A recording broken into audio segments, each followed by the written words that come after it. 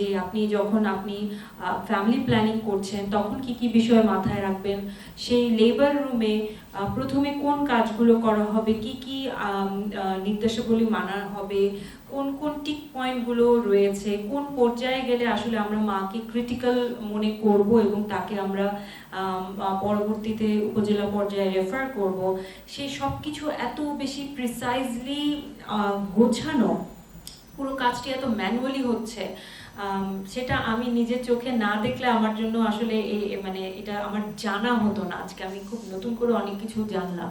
Hygiene is a very important thing, আমি সবসময় বলি আমাদের জীবনের সব ক্ষেত্রে।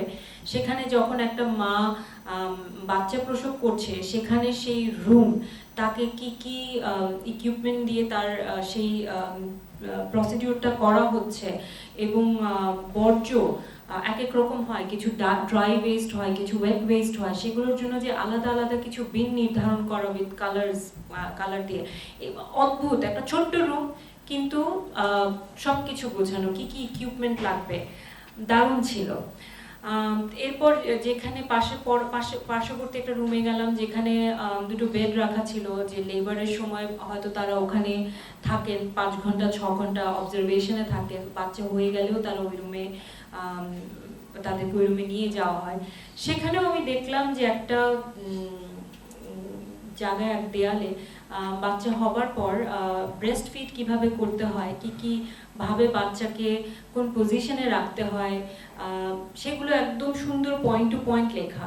তো এটা দেখে আমার নিজস্ব একটা অভিজ্ঞতা মনে পড়লো, আমি শেয়ার করেছিলাম গাড়িতে ওনাদের সঙ্গে, যে আমি ঢাকার আমার বাচ্চা ঢাকার এক শীর্ষস্থানীয় স্বনামধন্য হাসপাতালে জন্মগ্রহণ করেছে, এবং প্রত্যেক মার কাছে না, মানে এই প্রথম যদি বাচ্চা হয় অভিজ্ঞতাটা খুবই নতুন, এবং কোনো গাইডলাইন কিন্তু আমাদের কাছে থাকে না যে বাচ্চা হওয়ার পর তাকে কিভাবে রাখতে হবে, তাকে কিভাবে খাওয়াতে হবে, ফিড করতে হবে, আমরা জানি না। আমার ক্ষেত্রে আমি বেশ কিছু চ্যালেঞ্জ আমি ফেস করেছিলাম, যে বাচ্চাকে কিভাবে ফিড করতে হবে। তো আমাকে হয়তো দেখিয়ে একজন নার্স পাঠিয়ে দিল, নার্স হয়তো একবার দেখিয়ে চলে গেল, কিন্তু আর আমিও হয়তো ভাবলাম আচ্ছা বোধহয় এভাবে নিলেই হয়ে যায়, কিন্তু ইটস নট অ্যাকচুয়ালি দ্যাট। এবং আমি এটা পার্সোনালি, আমি আমার বাচ্চা হবার পর বেশ কিছুদিন স্ট্রাগল, বা 1 মাসের মতো আমি মানে স্ট্রাগল করছিলাম এই জায়গাটাতে।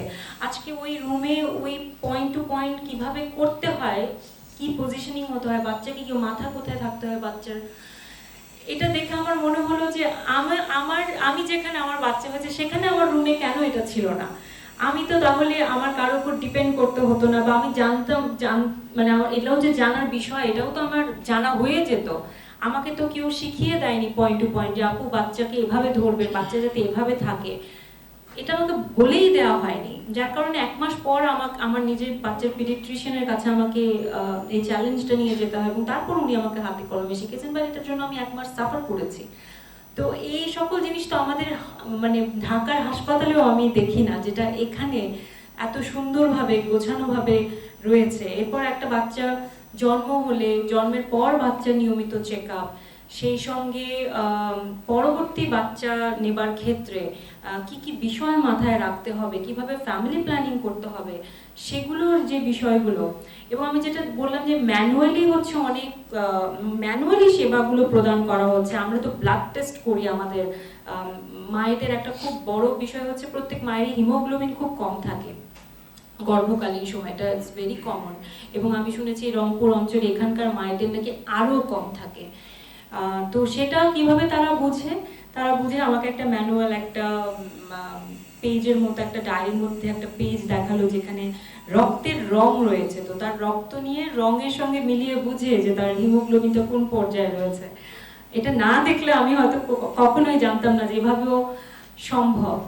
যাই হোক, তো এরকম একের পর এক আমি একজন গর্ভবতী মায়ের সঙ্গে কথা বললাম, তার আগে দুটো বাচ্চা নিজের বাড়িতে হয়েছে। তারা যখন জননী এই প্রজেক্টটা সম্পর্কে জেনেছে, তাদের মনে হয়েছে যে এবার বাচ্চার বাড়িতে নয়, আমার এখানে এসে বাচ্চা প্রসব করা উচিত, এখানে এসে সেবা নেওয়া উচিত। আরেকজনের বাচ্চা সদ্য হলো, তার অলরেডি একটা বাচ্চা রয়েছে, তারপরও সে এখানে এসেছে। এবং হয়তো জননী প্রজেক্ট এত মানে তাদের সেবার মাধ্যমে এতটা মুখে মুখে ছড়িয়ে গেছে যে শুধু এই যে ইউনিয়নে যে সেবা কেন্দ্রে আমি গেছি সেখানে না, বাইরে থেকেও আমি শুনেছি যে মানুষ অ্যাম্বুলেন্সে করে আসছে এখানে সেবা নিতে।